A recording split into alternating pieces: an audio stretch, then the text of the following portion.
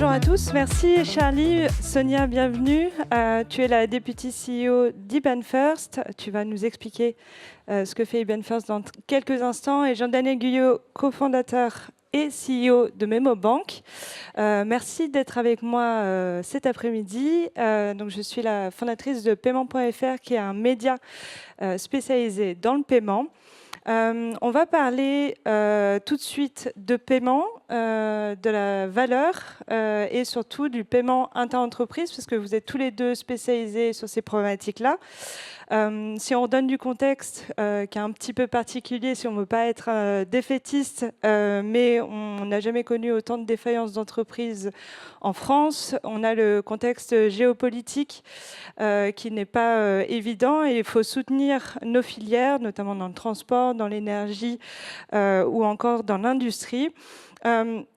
Aujourd'hui, concrètement, c'est quoi la réalité dans les PME, notamment en termes de paiement? Jean-Daniel, je me tourne vers toi. Si d'ailleurs, en même temps, tu peux pitcher en 1 minute ce que fait Memo, ça serait super. Oui, merci. Donc MemoBank, banque pour entreprises, créée en 2020, qui a reçu sa licence en 2020. Notre spécialité, c'est la gestion des paiements, ça tombe bien. Pour les entreprises, on est une banque, on est un établissement de crédit, on fait tout, on fait du crédit, on fait du dépôt, mais vraiment notre cœur de métier et notre valeur ajoutée, il est sur le paiement. Et notre but du jeu, c'est que tout soit en réel, tout soit instantané. Et donc, ça a un énorme impact forcément pour les entreprises. Alors, il se trouve qu'on équipe énormément d'entreprises qui ont besoin de ces fondations, qui ont besoin de cette infrastructure bancaire pour exister. Ça peut être des sociétés de gestion, ça peut être des assureurs, des courtiers, des agences de gestion locative. Voilà, il y a plein de métiers dont le métier, le cœur de métier, c'est de faire du paiement. Donc, on les équipe, mais on équipe aussi toutes sortes de PME. Elles sont extrêmement variées. Alors, nos clients sont un peu moins concernés par justement cette augmentation de la casse côté entreprise, parce qu'elles sont plus grosses, généralement, un peu plus résilientes. Mais il n'empêche que c'est le nerf de la guerre, quoi. Le BFR, à la fin, c'est le nerf de la guerre, le cash. Et avec le paiement, on est capable d'apporter des solutions justement pour gérer ce BFR. Sonia, sur l'international, peut-être Oui. Déjà, si tu veux présenter IBANFirst aussi. Oui, merci. Alors, IBANFirst, on n'est pas une banque, on est prestataire de services de paiement et on sert des PME, mais on est spécialisé sur une proposition de valeur, c'est le paiement en devises étrangères. Donc, on sert une catégorie de PME qu'on appelle les Small and Medium Multinational. Ce sont des PME qui ont une exposition à l'international, donc qui ont des besoins de paiement particulièrement complexes. Ils n'ont pas la taille des large corporates, mais ils ont les mêmes types de contraintes d'exécution que de large corporates. Et dans l'observation des besoins des PME en ce qui concerne le paiement, nous, bien sûr, ce qu'on va voir, c'est le sujet de l'international, la capacité à exécuter en plusieurs devises et à se couvrir contre le risque de change. Mais on voit aussi, bien sûr, les éléments basiques, c'est de l'instantanéité, de la sécurisation du paiement et ça renforce en fait la complexité du service qu'on doit construire derrière. Mais on parle souvent du fait que le paiement est une commodité, mais en même temps c'est un coût pour vous en termes d'infrastructure, de plateforme, et c'est ultra complexe à gérer. Comment vous arrivez à proposer un service qui soit optimal tout en permettant de le mettre à disposition auprès des entreprises qui vont gérer des énormes flux de transactions? En effet, il y a un vrai paradoxe, c'est que ça coûte de plus en plus cher à construire une infrastructure et à opérer du paiement. Il y a un renforcement sur le réglementaire, mais aussi sur le risque de fraude. Et en même temps, on a de moins en moins d'acteurs qui sont prêts à payer pour l'exécution basique simple d'un paiement. Donc, ce qu'on va chercher, c'est de vendre un service autour du paiement, c'est de vendre une expérience autour du paiement. Et dans l'ADN d'IBANFirst, c'est un peu ce qui s'est passé depuis le début, à l'origine, parce qu'on a toujours monétisé, pas sur les frais de paiement, mais sur le change, c'est-à-dire le FX. Donc, c'est un service ajouté sur la partie change. On ajoute de plus en plus des éléments en adjacent du paiement pour simplifier la vie de nos clients dans leur processus financier. Mais on voit bien que l'acte d'exécution ne se monétise pas vraiment en tant que tel. Et pourtant, on est convaincu et on a fait ce choix depuis le début, on investit énormément. Quand je regarde les coûts de fonctionnement de l'entreprise, ce qui a investi dans l'infrastructure de paiement, c'est peut-être ce qui nous coûte le plus cher. Mais je sais que cet investissement est nécessaire si je veux faire du revenu sur le change. La remarque de dire que le paiement est une commodité est hyper intéressante parce que nous, quand on est entré dans le monde de la banque, c'est souvent ce qu'on nous disait. C'est-à-dire que le vrai métier, le cœur de métier, c'est le crédit. La banque, c'est avant tout savoir faire du crédit. Et puis, le paiement, c'est une commodité. Et je pense que c'est une vision qui s'est complètement inversée, et les banques commencent à le réaliser, qui est qu'en fait, le crédit devient de plus en plus une commodité, notamment avec l'IA, avec beaucoup en fait, d'étapes de révolution technologique qui amènent plus de data, une data plus claire, et du coup, une commoditisation de ces crédits, notamment les plus petits montants évidemment, avec des acteurs qui sont capables de faire du crédit vraiment à la chaîne, sans humain, et au contraire, à la fois une complexité beaucoup plus importante côté paiement qu'il y a 20 ans, une mondialisation aussi, ça paraît un peu tarte à la crème, mais c'est la réalité de ce que vivent les PME, mondialisation des flux, et donc augmentation du nombre de paiements, une augmentation du nombre de types de paiements côté Asie aussi, qui est assez énorme, et avec tous les sujets de change. En fait, si on cumule un peu tout ce qui s'est passé sur les 20 ou 30 dernières années sur la partie paiement, en fait, aujourd'hui, c'est assez difficile d'opérer du paiement, c'est très complexe. Et justement, alors nous, on ne fait pas exactement le même constat.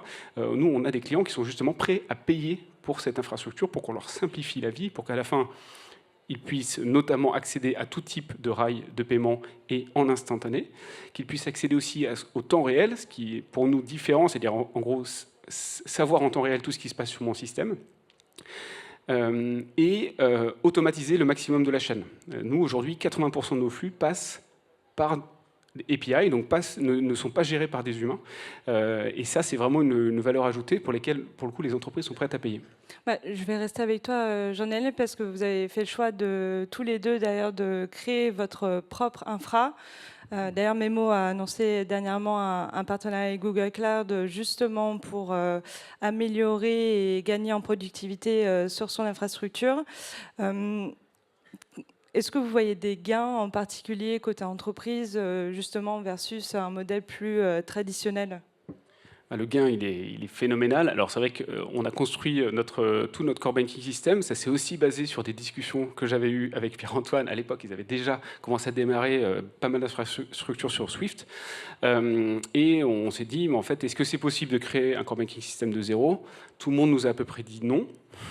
On l'a fait quand même. Ils ne voulaient pas que vous soyez là, je pense. Je sais pas. Je pense qu'il y a une incompréhension aussi de ce que peut amener la technologie et de ce qui se cache derrière, j'imagine. L'évolution, en fait. Nous, en fait, je digresse un peu, mais en gros, la technologie suit une loi de Moore inversée. Enfin, le prix de la technologie suit une loi de Moore inversée. Donc, la loi de Moore, c'est qu'on gagne en capacité tous les ans et demi, on double la capacité pour le même prix. C'est l'inverse aussi est vrai, c'est-à-dire que pour un prix aujourd'hui assez faible, parce qu'aujourd'hui, Mebobank, c'est 45 millions d'euros dépensés en tout et pour tout, ce qui correspond à quelques heures de budget IT d'une banque traditionnelle pour tout faire et faire un core banking system qui est aujourd'hui extrêmement performant, qui est le seul core banking system événementiel du marché.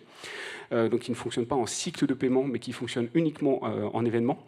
Et donc, détenir cette technologie, la posséder, la comprendre, la maîtriser à 100%, parce que 100% est fait par nos équipes, on ne délègue rien, évidemment, c'est un avantage qui est énorme, à la fois en termes de maîtrise des process, maîtrise des technologies et toujours à la pointe de ce qui peut se faire, à l'état de l'art, ce qui peut se faire en termes de paiement, sur la partie SEPA, SWIFT, etc., qui est des moyens de paiement qui évoluent aussi très vite.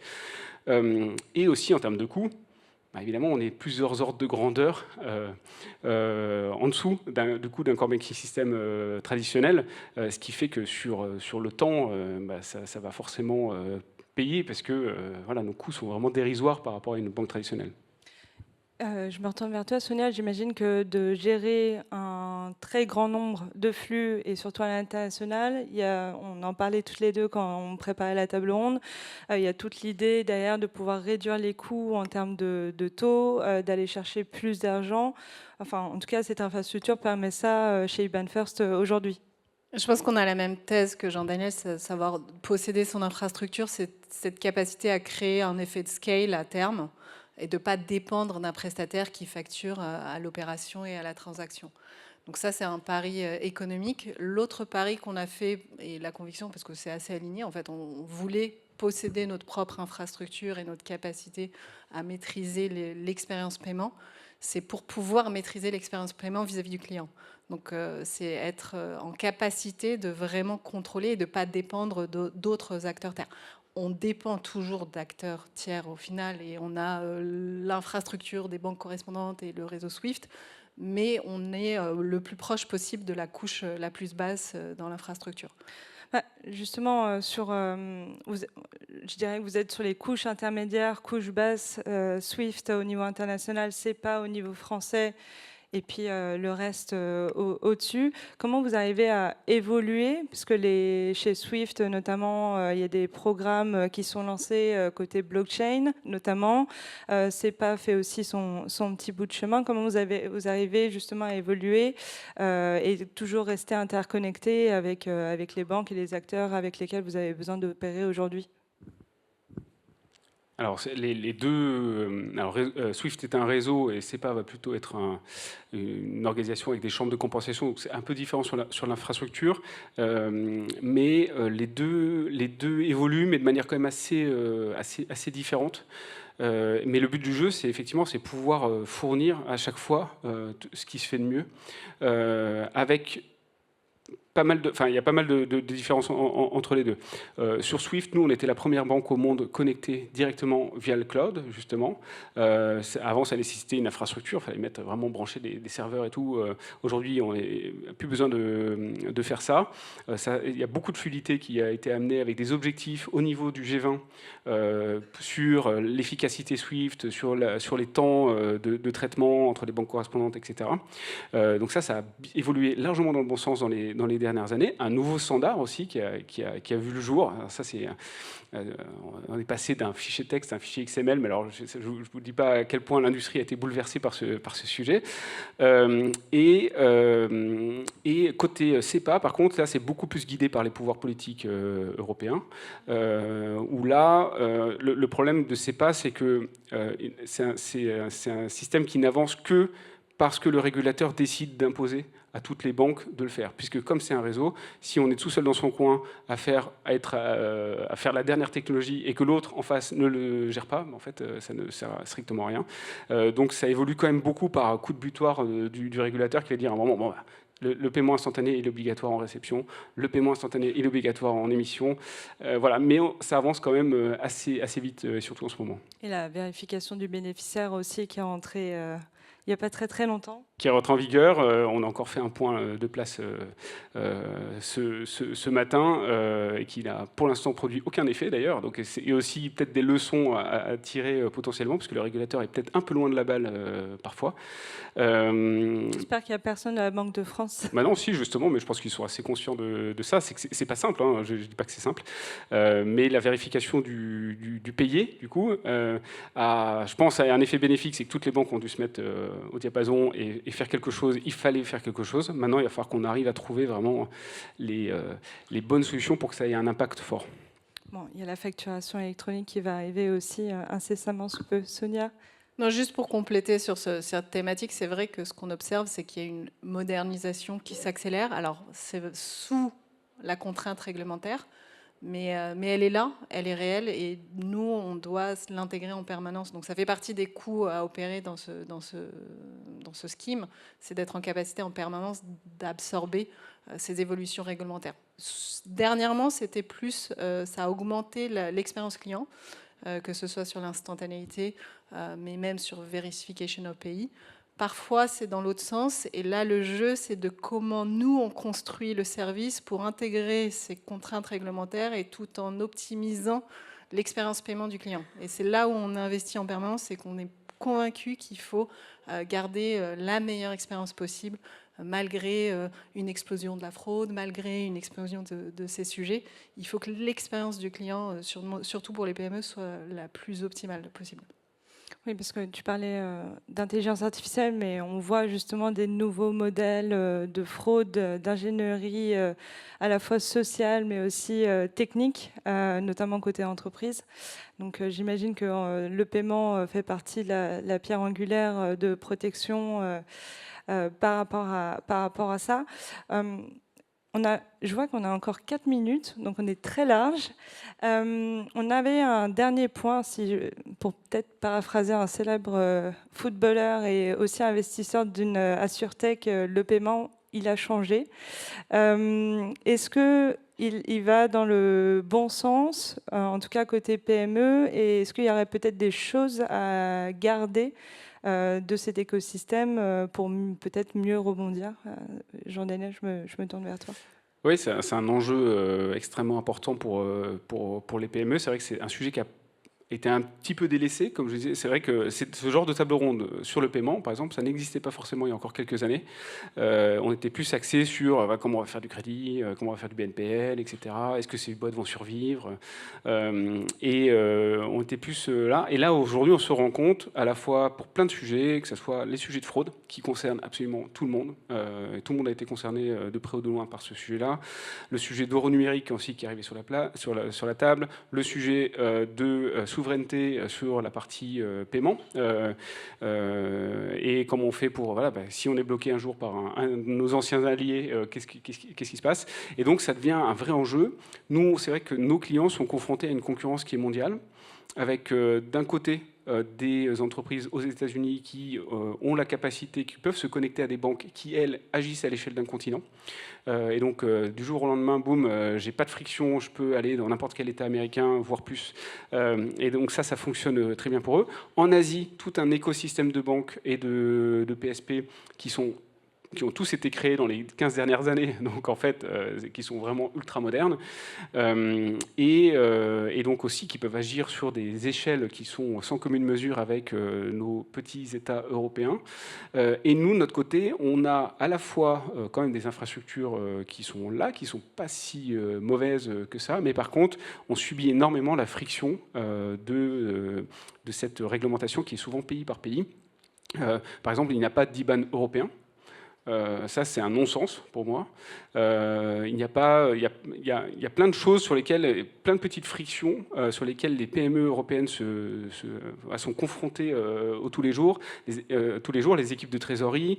Et en fait, là-dessus, on a mis beaucoup de logiciels pour essayer de mettre des bouts de scotch, en gros. Mais c'est quand même pas efficace. Et si j'ai une PME un petit peu costaud qui agit à l'échelle européenne, il me faut une équipe de trésorerie de quelques personnes parce que, en fait, ça prend du temps d'opérer tous ces paiements. Donc c'est ça qui est aujourd'hui compliqué, c'est qu'en fait, on a une friction et un coût que d'autres concurrents ne retrouvent pas sur leur propre marché, et ça nous pénalise en tant que PME européenne. Sonia ? Juste pour rebondir par rapport à la première partie de ton commentaire, je suis très contente aussi qu'on parle du paiement et qu'on le mette en avant. Et pour aller dans le lien avec le titre de cette table ronde, notre conviction, c'est que c'est aussi, en tout cas pour nous, acteurs PSP, un vrai fossé concurrentiel. C'est-à-dire qu'on a créé un moat en ayant cette capacité à exécuter du paiement, parce qu'on voit, et c'était dans le thème, de plus en plus d'acteurs qui se créent pour les couches hautes, pour orchestrer des processus financiers et accompagner les PME dans ces systèmes-là. Mais ce sont des acteurs qui ne procèdent pas la partie exécution de paiement. Et donc, en général, sur cet angle, on va avoir deux angles morts pour eux. Le premier, c'est qu'ils n'ont pas la capacité à collecter et à posséder la donnée d'exécution de paiement qui leur permet de créer des services à valeur ajoutée. Et le deuxième, c'est que la vraie disruption et la vraie compétition, elle va se faire au niveau du client lui-même, qui, dans l'ère IA, va avoir ses propres agents pour orchestrer ces processus. Et donc, nous, notre conviction, c'est que l'exécution de paiement, elle ne se disrupte pas facilement. En revanche, ce qu'il faut qu'on fasse, et ce sur quoi on va investir, c'est de mettre à disposition de nos clients toutes les données dont ils ont besoin pour orchestrer leur process financier. Et j'imagine des garde-fous aussi. voilà. Nous, on commence à se rendre compte. On commence à avoir des agents qui utilisent nos propres API. Et donc, il y a des choses auxquelles on n'avait pas forcément pensé en termes de limites ou de rapidité d'exécution, où on est en train de mettre des limites plus fortes, justement, pour éviter que les agents fassent absolument n'importe quoi. Donc, c'est une réalité, c'est déjà le cas aujourd'hui. Je vois qu'on est dans les temps. Merci à tous les deux, en tout cas, d'avoir partagé ce moment. Et puis, de toute façon, on suivra vos actualités. D'ailleurs, Sonia, je crois que vous avez lancé le slow payment aujourd'hui chez Voilà, IBANFirst. un partenariat avec Petit Bambou, donc on va à contre-courant. On est convaincu qu'il faut ralentir le paiement. En ce jour de 1er avril, on a annoncé ça, effectivement. Merci à tous les deux. Merci. Merci.